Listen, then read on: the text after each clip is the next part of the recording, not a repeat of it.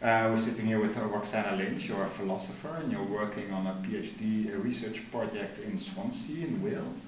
And one of the interesting things is that you're quite critical on the ethics of care, the foundations of the ethics of care.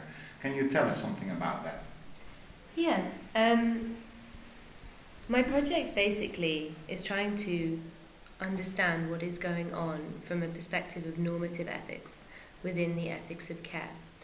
So my own personal feeling is that, and listening to a lot of empirical work done within the care ethics tradition, is that care ethics brings forth many valuable insights, a lot of valuable moral insights to the table. However, that's the positive side. That's the positive side. Mm-hmm. That's the bit I want to hold on to. However, when you start looking through a lot of the work that's been done in care ethics by normative philosophers themselves, the grounding of their principles is not so clear. Mm-hmm. Now, it may be that care ethics thinks it doesn't have to answer the sort of questions that analytic philosophers will pose, like, what does care mean? What is it to care? What is successful care? How do you provide action guidance? It may be that care ethics wants to ask different questions. But if we ask totally different questions, then we're going to lose a kind of sense of dialogue. So what I'm trying to do is to find an account of care ethics that answers these questions in a plausible way without losing what is so vital to care ethics, like its contextual nature, its situated nature. So I'm trying to build a bridge, if you like. Can you already lift the tip of the veil in a sense of what are the contours of that foundation that you're looking for? Okay, so far, and I'm only in the second year of my PhD, Mm-hmm. so there's much Your work to do. already. Yeah, I'm just going to get that out there. So basically, my work so far has found that there seem to be three things going on within the ethics of care.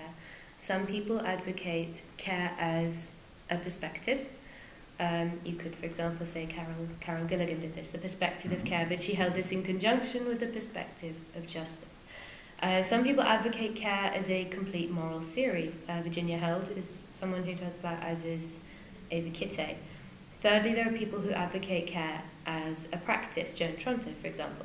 Now, some of those people only look at one of those issues. Some look at two, some look at three. So they're not necessarily discrete categories in terms of some authors only do these things. Mm-hmm.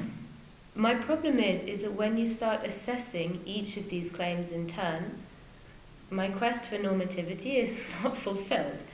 I do not think that a perspective, however valid and insightful, can provide you with a normative obligation that you ought to view things in a caring way, particularly in the absence of a definition of what it is to view something in a caring way.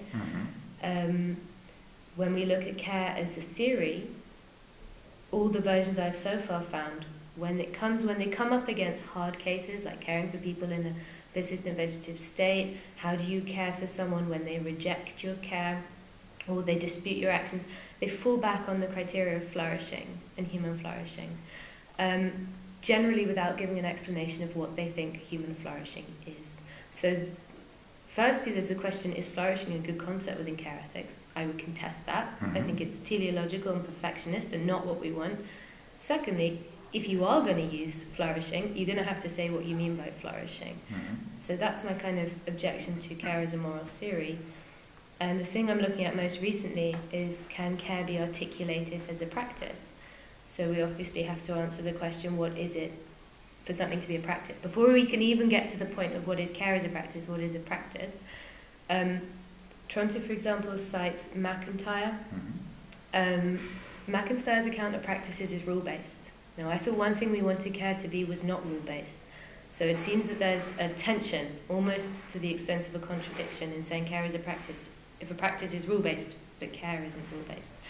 So I want to explore further the notion of practices, and at the moment I'm beginning to look at a Wittgensteinian notion of practice, because sometimes it seems as if Wittgenstein uses rules in a way that can operate as maxims and general principles, as opposed to hard and fast rules.